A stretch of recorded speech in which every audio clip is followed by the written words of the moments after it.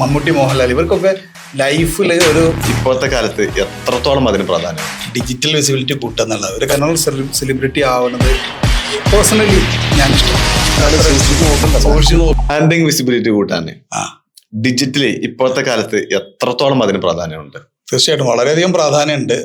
Branding visibility കൂട്ടാനുള്ള ഏറ്റവും എളുപ്പമുള്ള മാർഗമാണ് ഡിജിറ്റൽ വിസിബിലിറ്റി കൂട്ടുന്നുള്ളത്. ഒരു കാലം വരെ അങ്ങനെ ഒരു സംവിധാനം ഉണ്ടായിരുന്നില്ല. എനിക്ക് തോന്നുന്നത് പെട്ടെന്ന് ഈ കാലഘട്ടം മാറിയതാണല്ലോ. ഏകദേശം ഒരു 10 വർഷം മുമ്പ് ഇത് ഇങ്ങനെ ആയിരുന്നില്ല. അതെ. ഡിജിറ്റൽ വിസിബിലിറ്റി എന്ന് പറയുന്നത് നമ്മളുടെ ബിസിനസിന്റെ സാധ്യത, അതായത് അതിന്റെ ടെറിട്ടറി ഒരുപാട് വർദ്ധിപ്പിച്ചു എന്നുള്ളതാണ്. അപ്പൊ അതില് ഏറ്റവും രസകരമായ കാര്യം എന്താന്ന് വെച്ച് കഴിഞ്ഞാല്, ഇപ്പോ ഓരോ വ്യക്തികളും ഓരോ മീഡിയയാണ്. പണ്ടെന്ന് പറഞ്ഞാൽ നമുക്ക് എണ്ണപ്പെട്ട മീഡിയാസ് ഉണ്ടായിരുന്നുള്ളൂ. ഇപ്പൊ ഓരോ വ്യക്തികളും ഓരോ മീഡിയ ആണ്, ഓരോ സെലിബ്രിറ്റി ആണെങ്കിൽ പറയാം. അതെ, ഓരോ സെലിബ്രിറ്റികളുമാണ്. അതാണ് അതിന്റെ. അപ്പം ഇതിൽ ഏറ്റവും ശ്രദ്ധിക്കേണ്ട ഒരു പോയിന്റ് എന്ന് പറഞ്ഞാൽ, നമ്മൾ ഒരിക്കലും ഒരു ജനറൽ സെലിബ്രിറ്റി ആവുന്നത് പേഴ്സണലി ഞാൻ ഇഷ്ടപ്പെടുന്നില്ല. കാരണം ഇപ്പൊ മമ്മൂട്ടി, മോഹൻലാൽ ഇവർക്കൊക്കെ ലൈഫിൽ ഒരു ഏതെങ്കിലും ഒരു അങ്ങാടിയിൽ പോയി ചായ കുടിക്കാൻ പറ്റില്ല. സത്യം അല്ലേ? ഒരു അങ്ങാടിയിൽ പോയി ചായ കുടിക്കാൻ പറ്റില്ല. അതൊക്കെ ഒന്നും ലൈഫിൽ എൻജോയ് ചെയ്യാൻ പറ്റില്ല.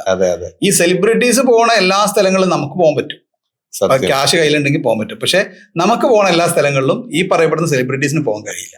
ശരിയാണ്. അപ്പം അവിടെയാണ് മൈക്രോ സെലിബ്രിറ്റി എന്ന് പറയുന്ന ഒരു ആശയത്തിന് പ്രാധാന്യം. ഇപ്പൊ നമ്മൾ 360 ഡിഗ്രിയിൽ ചെയ്യുന്ന ഒരു കാര്യം കൂടി ഉണ്ട്. നമ്മളതിനകത്ത് ഏറ്റവും ഗ്രാൻഡ് ആയിട്ടുള്ള, അതിലെ ഏറ്റവും പെർഫോമൻസ് ഉള്ള നമ്മളതിലെ മെമ്പേഴ്സിനെ നമ്മൾ ബ്രാൻഡ് ഐക്കണായിട്ട് മാറ്റുന്നുണ്ട്. അവരെ ബ്രാൻഡ് ഐക്കണായിട്ട് മാറ്റുന്ന, അവരെ ഐക്കണായിട്ട് മാറ്റുക എന്ന് പറയുമ്പം അവരെയൊക്കെ ഒരു മൈക്രോ സെലിബ്രിറ്റി ആയിട്ട് മാറ്റുക, അല്ലെങ്കിൽ ഒരു കമ്മ്യൂണിറ്റി ലീഡർ ആയിട്ട് അവർ മാറ്റുക എന്നുള്ളതാണ്. കാരണം നമ്മുടെ ബിസിനസ് ഓറിയന്റഡ് ആയിട്ട് നോക്കുമ്പോൾ നമ്മളൊരു ജനറൽ പബ്ലിക്കിനിടയിൽ നമ്മളൊരു അറിയപ്പെടുന്ന ഒരു വ്യക്തി ആവുന്നതിനേക്കാളും നമ്മളുടെ സൊല്യൂഷൻ ആവശ്യമുള്ള ആളുകൾക്കിടയിൽ നമ്മൾ ഹീറോയി മാറുക, അല്ലെങ്കിൽ അവിടെയാണ് നമ്മൾ സെലിബ്രിറ്റി ആവേണ്ടത്. അവരുടെ ഇടയിൽ നമ്മൾ വിസിബിൾ ആവേണ്ടത്. മനസ്സിലായില്ലേ?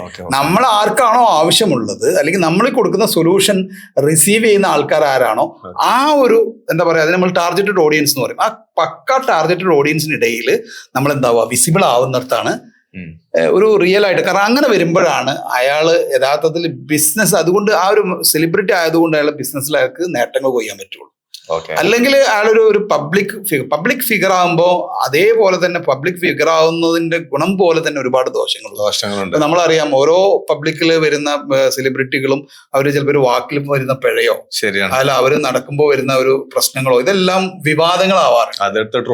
ട്രോളും കാര്യങ്ങളൊക്കെ, അതൊക്കെ ഇതിന്റെ ഭാഗമാണ്. കാരണം നമ്മൾ നോക്കുമ്പോ പളുപളുത്ത ഒരു ജീവിതമായിരിക്കും, എല്ലാവരും കണ്ണഞ്ചിപ്പിക്കുന്ന ലൈഫായിരിക്കും അവർക്ക് ഉണ്ടാകുന്നത്. പക്ഷെ അതിന്റെ ഒരു മറുവശമുണ്ട്. അവര് ഇത് മടുക്കാനും അവരിത് ഇഷ്ടപ്പെടാതിരിക്കാൻ, ഇതിന്റെയൊക്കെ ഒരു കാലത്തിനപ്പുറം അവരുടെ ലൈഫ് അവർക്ക് ബോറാവുന്ന ഒരു കാലഘട്ടം അവർക്ക് വരുന്നുണ്ട്. അപ്പൊ അത്തരത്തിലുള്ള ദുരന്തങ്ങളിലേക്കൊന്നും പോവാതെ, ആ രീതിയിലേക്കൊന്നും പോവാതെ, ഏതൊരാൾക്കും ഏതൊരു ചെറിയ വ്യക്തിക്കും ഇന്ന് സെലിബ്രിറ്റി ആവാൻ പറ്റും അവരുടെ മേഖലയിൽ. കാരണം അവരുടെ മേഖലയിൽ അവർ സ്പെഷ്യലൈസ്ഡ് ആവുക എന്നുള്ളതാണ്. അപ്പൊ നമ്മളും തന്നെ എപ്പോഴും ഇത്തരത്തിലുള്ള കാര്യങ്ങളാണ് ഫോക്കസ് ചെയ്യുന്നത്. എല്ലാവരും ഒരു മൈക്രോനിഷ് മേഖലയിൽ ഫോക്കസ് ചെയ്യാൻ വേണ്ടിയിട്ടാണ് പ്രവർത്തിച്ചത്. ഇപ്പൊ ഷമീർ എന്ന് പറയുന്നത് കുറെ കാലങ്ങളായിട്ട് ഇത്തരത്തിലുള്ള വിഷ്വലി എവിടെയാണെങ്കിലും ഷമീറിന്റെ കണ്ണ് ഒരു കാഴ്ചയെ എത്ര മനോഹരമാക്കാം എന്നുള്ളതാണ് ചിന്തിക്കുന്നത്. സത്യം. അതിപ്പോ ഒരു ബ്രാൻഡാണെങ്കിലും, പുറത്ത് ഉള്ള ഒരു പ്രകൃതി രമണീയമായ കാഴ്ചയാണെങ്കിലും, ഒരു പുഴയാണെങ്കിലും, നോക്കണം, എല്ലാത്തിന്റെയും ദൃശ്യ ഭംഗിയെ എങ്ങനെ കൂട്ടാം, അതിനെ ഏറ്റവും മാക്സിമം, അല്ലെങ്കിൽ അത് മാക്സിമം അതിനെ ഒപ്പിയെടുത്തുകൊണ്ട് പരമാവധി ആളുകളിലേക്ക് എങ്ങനെ എത്തിക്കാൻ അവരെ സഹായിക്കാം. ഇതാണ് നിങ്ങൾ ആലോചിക്കുന്നത്. ഇത് നിങ്ങളുടെ ഉള്ളിലുള്ള പാഷനാണ്. നിങ്ങൾ മൈക്രോനിഷ് മേഖലയാണത്. അതിന് എത്രത്തോളം വീണ്ടും മൈക്രോനിഷ് ആക്കാൻ പറ്റുമോ, അതാണ് ഞാൻ ആലോചിക്കുന്നത്. അപ്പൊ അത്തരത്തിൽ അങ്ങനെ മൈക്രോനിഷ് ആവുമ്പോൾ ഉള്ള ഗുണം എന്താ വെച്ചാൽ, നിങ്ങൾക്ക് കോമ്പറ്റീറ്റർ ഉണ്ടാവില്ല. കാരണം നിങ്ങളുടെ ഇഷ്ടത്തിലുള്ള, നിങ്ങൾ 24 hours നിങ്ങൾക്ക് ഇത്തരത്തിലുള്ള വർക്കും കാര്യങ്ങളും വന്നാലും നിങ്ങൾക്ക് ചെയ്യാൻ മടി ഉണ്ടാവില്ല. അപ്പൊ അത്തരത്തിലുള്ള ആളുകളുടെ ഒരു കമ്മ്യൂണിറ്റിനെ ബിൽഡ് ചെയ്യാൻ വേണ്ടിയിട്ടാണ് ഷമീർ MHD എന്ന് പറയുന്ന ഒരു ബ്രാൻഡിനെ നമ്മൾ ബ്രാൻഡ് വിഷ്വലൈസർ എന്നുള്ള രീതിയിൽ ഡെവലപ്പ് ചെയ്ത് കൊണ്ടിരുന്നത്. ഇനി കുറച്ച് കഴിയുമ്പോൾ സ്വാഭാവികമായിട്ട് ഇത് ഇഷ്ടമുള്ള ആളുകൾ ഷമീറിന്റെ അടുത്തേക്ക് ഇങ്ങനെ വന്നുകൊണ്ടിരിക്കും. നമ്മുടെ ഈ വൺകാസ്റ്റ് സ്റ്റുഡിയോയിൽ ഒരു അക്കാദമി നമ്മൾ ആരംഭിക്കുന്നത് ആ രീതിയിലാണ്.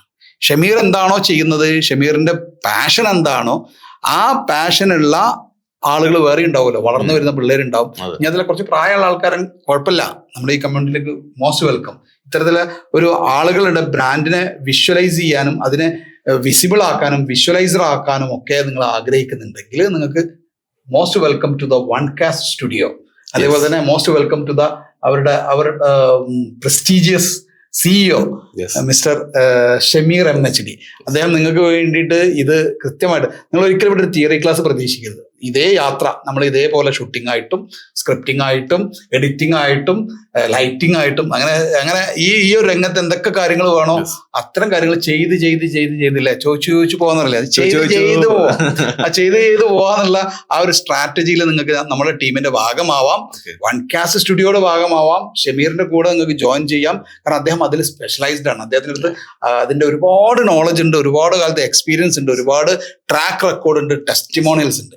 ഇതെല്ലാം നമുക്ക് എന്ത് ചെയ്യാം, വളരെ ഭംഗിയായിട്ട് ഉപയോഗിക്കാം. അത്രയും ആളുകളെയും കൂടി നമ്മൾ ഇതിലേക്ക് ക്ഷണിക്കുകയാണ്. നമ്മുടെ ചോദ്യം ഇതായിരുന്നു, ഈ ബ്രാൻഡ് വിസിബിലിറ്റി കൂട്ടുന്നതുകൊണ്ടുള്ള നേട്ടം എന്താണ്, അതിന്റെ ഇക്കാലത്ത് എത്രത്തോളം പ്രാധാന്യമുണ്ട് എന്നുള്ളതാണ്. അപ്പൊ ഇനിയുള്ള കാലത്ത് ആളുകളെ തിരിച്ചറിയുന്നത് ഇത്തരത്തിലുള്ള ഡിജിറ്റൽ ഡിവൈസുകളിലൂടെ ആയിരിക്കും. കേവലം ഒരു ടിവിയോ മൊബൈലോ മാത്രമല്ല, ഇനി രംഗത്ത് വരുന്ന പുതിയ ടെക്നോളജികൾ വരുന്നുണ്ട്. ഈവൻ നമ്മളിപ്പോ ഇനി എല്ലാ ഡിവൈസും പോയിട്ട് എന്തായാലും ആളുകൾ കണ്ണുകൊണ്ട് എന്തോ കാണും അല്ലേ? ചിലപ്പം ഒരു കണ്ണട രൂപത്തിലായിരിക്കും, നമ്മൾ കണ്ണട പോലും ഇല്ലെങ്കിലും നമുക്ക് നമ്മുടെ മുമ്പിൽ തെളിയുന്ന ഒരു ഡിവൈസ് ഇല്ലാത്തൊരു സ്ക്രീൻ ആയിരിക്കാം. എന്തോ ആണെങ്കിലും അവിടെയൊക്കെ നമ്മളെ സംബന്ധിച്ചിടത്തോളം നമുക്ക് സ്കോപ്പ് ഉണ്ട്. അതുകൊണ്ടാണ് ഞാൻ നിങ്ങളെ ബ്രാൻഡ് വിഷ്വലൈസർ എന്നുള്ള രീതിയിൽ ഐഡന്റിഫൈ ചെയ്തത്. അതല്ലെങ്കിൽ നിങ്ങളൊരു ഫോട്ടോഗ്രാഫർ എന്ന് പറഞ്ഞു കഴിഞ്ഞാൽ ഫോട്ടോഗ്രാഫറുടെ പിന്നെ സാന്നിധ്യം അല്ലെങ്കിൽ സാധ്യത എന്ന് പറഞ്ഞു കഴിഞ്ഞാൽ അത് ചിലപ്പോൾ ഫോട്ടോഗ്രാഫി കഴിയുന്നതോടുകൂടി കഴിയും. നമ്മൾ വിഷ്വലൈസിങ് ആണ് ചെയ്യുന്നത്, വിഷ്വലൈസർ ആണ്. കണ്ണുള്ളിടത്തോളം കാലം നിങ്ങളുടെ സ്കോപ്പ് ഉണ്ടെന്നുള്ള അത് ഏറ്റവും മനോഹരമായ രീതിയിൽ നിങ്ങൾ ആളുകളുടെ ഇടയിലേക്ക് എത്തിക്കാൻ നിങ്ങൾ കാണിക്കുന്ന ആ ഒരു പാഷനാണ് നിങ്ങളുടെ ബിസിനസിന്റെ സോള്, കോർ എലമെന്റ് എന്ന് പറയുന്നത്. അതിനെ ബേസ് ചെയ്തിട്ട് നിങ്ങൾ ഓട്ടോമാറ്റിക്കലി നിങ്ങളൊരു മാഗ്നറ്റ് ആയിട്ട് മാറും. തീർച്ചയായിട്ടും വ്യക്തിപരമായി നിങ്ങളൊരു മാഗ്നറ്റ് ആവും. സ്വാഭാവികമായിട്ടും ഇത് ഇഷ്ടപ്പെടുന്ന അത് 2 ടൈപ്പ് ആൾക്കാർ വരും കേട്ടോ. അതായത് ഒന്ന്, ഇത് ഇഷ്ടപ്പെടുന്ന, ഇതേപോലെ ചെയ്യാൻ ആഗ്രഹിക്കുന്ന, ഇതേപോലെ വിഷ്വലൈസ് ചെയ്യാൻ ആഗ്രഹിക്കുന്ന, ഇതിന്റെ കൂടെ ഒരു സംരംഭകനായിട്ടോ അതിലൊരു കരിയറോ ഒക്കെ ബിൽഡ് ചെയ്യാൻ ആഗ്രഹിക്കുന്ന ഒരു ടൈപ്പ് ആൾക്കാർ വരും.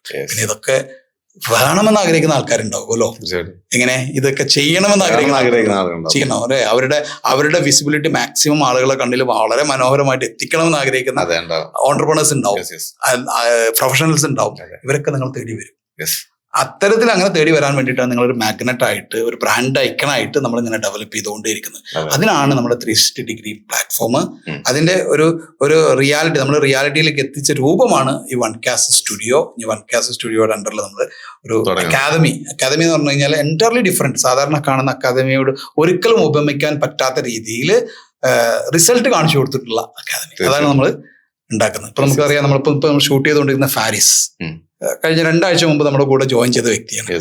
ആൾക്ക് ക്യാമറ എന്താണെന്നോ ലൈറ്റിംഗ് എന്താണെന്നോ അറിയില്ല. ഇന്നിപ്പം നമ്മൾ ഈ ഒരു കാര്യം ഷൂട്ട് ചെയ്തുകൊണ്ടിരിക്കുന്നത് നമ്മുടെ ഫാരിസ് ഫാരിസ് ഇത് ഭംഗിയായിട്ട് ഷൂട്ട് ചെയ്തുകൊണ്ടിരിക്കുകയാണ്. ഒരു പാഷനേറ്റ് ആയിട്ടുള്ള ഒരു ഫോട്ടോഗ്രാഫർ, വീഡിയോഗ്രാഫർ ചെയ്യുന്ന പോലെ വളരെ കൃത്യമായിട്ട് നോക്കും. ഫാരിസ് സൂക്ഷിച്ച് നോക്കി അത് കൃത്യമായിട്ട് ഷൂട്ട് ചെയ്തുകൊണ്ടിരിക്കുന്നുണ്ട്.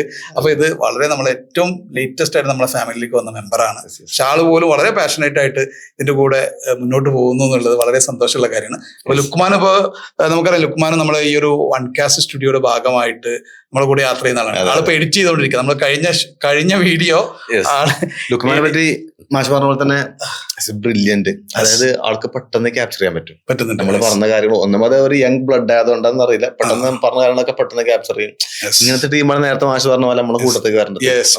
ഇപ്പൊ ഈ ലുക്മാൻ പിന്നെ ലുക്മാൻ എന്ന് പറയുന്ന വ്യക്തി ഇപ്പൊ നമ്മൾ ഷൂട്ട് ചെയ്ത് കഴിഞ്ഞ സാധനം മെമ്മറി കാർഡ് എടുത്ത് പോയിട്ട് ആള് എന്ത് ചെയ്യാണ്, എഡിറ്റ് ചെയ്തോണ്ടിരിക്കുകയാണ്.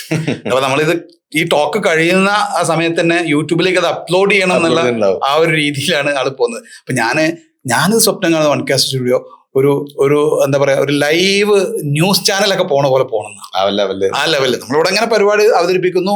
സെയിം ടൈം ഇത് അപ്പം തന്നെ ബ്രോഡ്കാസ്റ്റ് ചെയ്തുകൊണ്ട്, അപ്പം തന്നെ ഇത് പിന്നെ പോഡ്കാസ്റ്റ് ചെയ്തുകൊണ്ട്, ഇത് ആളുകളിലേക്ക് എത്തിച്ചുകൊണ്ട്, യൂട്യൂബിൽ അപ്ലോഡ് ചെയ്തുകൊണ്ട്, ഫേസ്ബുക്കിൽ അപ്ലോഡ് ചെയ്തുകൊണ്ട്, ഇൻസ്റ്റയിൽ അപ്ലോഡ് ചെയ്തുകൊണ്ട് ലൈവായിട്ട് ഇങ്ങനെ പോകണമെന്നാണ് ഞാൻ ആഗ്രഹിക്കുന്നത്. അങ്ങനെ നമ്മളെ ഓരോ ഈ 360 ഡിഗ്രി ക്ലബ്ബ് മെമ്പേഴ്സിന്റെയും വിസിബിലിറ്റി മാക്സിമം ആളുകളിലേക്ക് എത്തിക്കാനുള്ള ഒരു അക്ഷീണ പ്രവർത്തനങ്ങളാണ് ഇവിടെ നമ്മൾ നടത്തിക്കൊണ്ടിരിക്കുന്നത്.